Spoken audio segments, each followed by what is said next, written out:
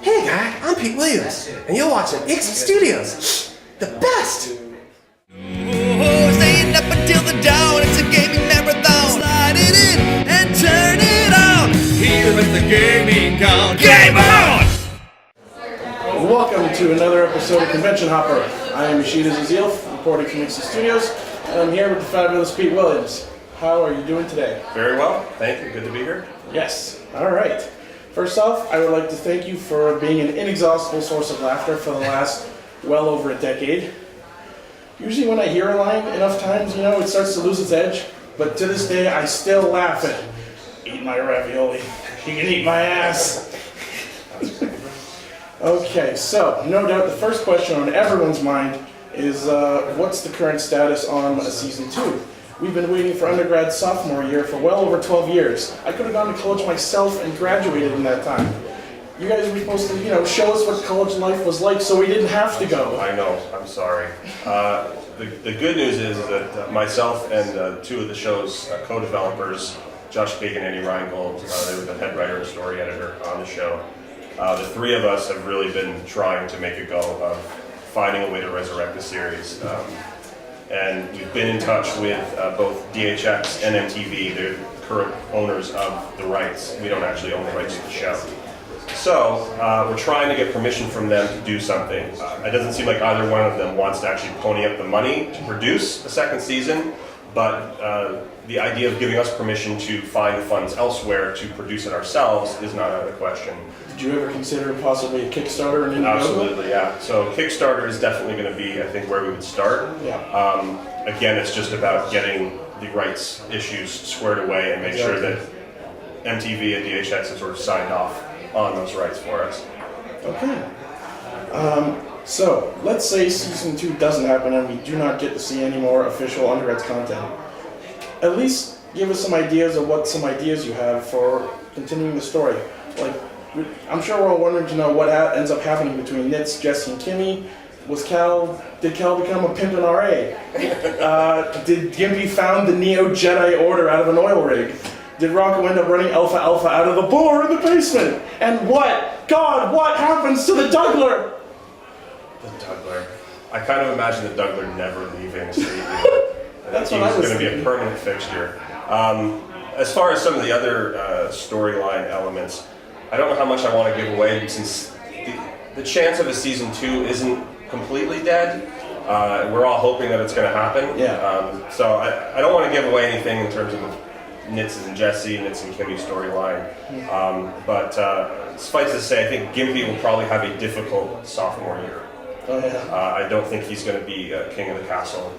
I think a new chosen one might come and usurp him. And it'll be his challenge to sort of regain the throne. Yeah. Cool. So we could possibly see the return of Spud or possibly a new... I think it'll be a new character, a new rival. Yeah. Ooh, interesting. Okay. Here's a pretty open-ended question. Out of the characters that you do voice on the show, what would you consider the most fun to do? Gimpy's definitely the most fun. See, I was thinking Gimpy, I figured. Gimpy's the most fun to do, but he was also the hardest on the voice. We would save him for last every time because he just wrecked my voice. Yeah. But he was the most fun. He was the most fun character to write for. He's typically everybody's favorite.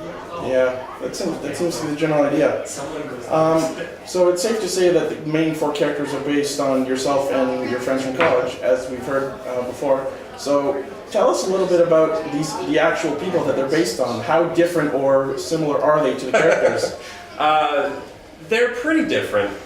I'm going to say that just so that I stay on their good side, because they're not the kindest interpretation of my friends.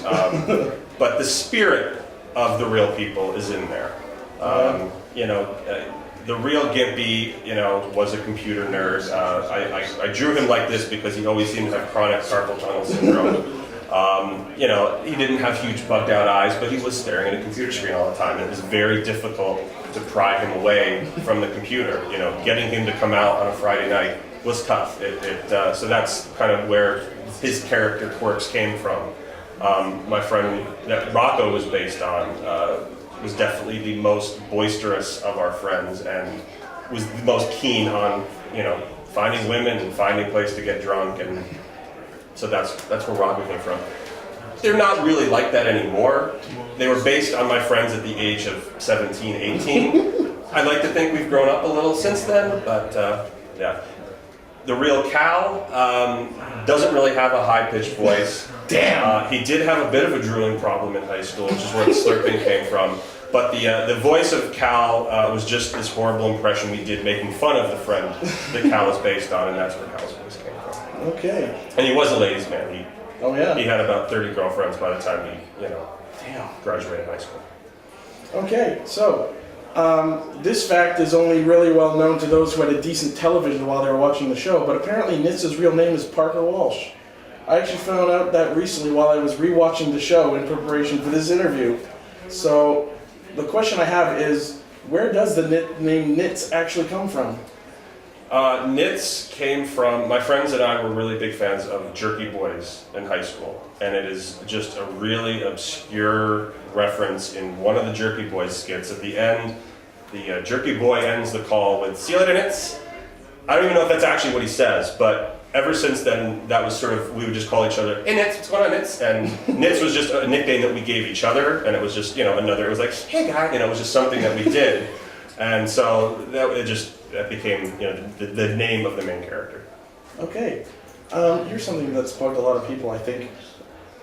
Please, oh God of animation, tell us why we were not permitted to know the name or face of Rocco's ex-girlfriend. I don't know. I think we couldn't really imagine what kind of girl would go out with Rocco. So, See, I always we figured just that's what it was. didn't want to have to do any imagination, and yeah, it was just believe her name. It's like, God, I don't want to know what kind of woman would date Rocco.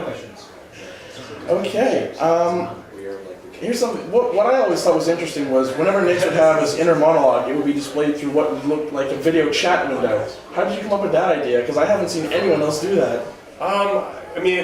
Early on in the show, we kind of wanted to have this motif of incorporating computer technology because the guys were trying to communicate with each other. It was kind of lost as we got into future episodes, except with Gimpy, but initially the idea was all these characters would be communicating each other through email and through video chat, and this was before video chat was really prevalent.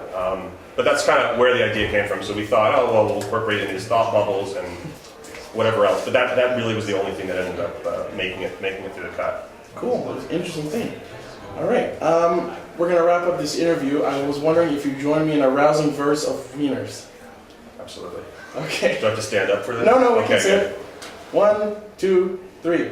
Wieners, wieners, wieners, put them in your mouth. Wieners, wieners, wieners, get it like Johnson Alpha.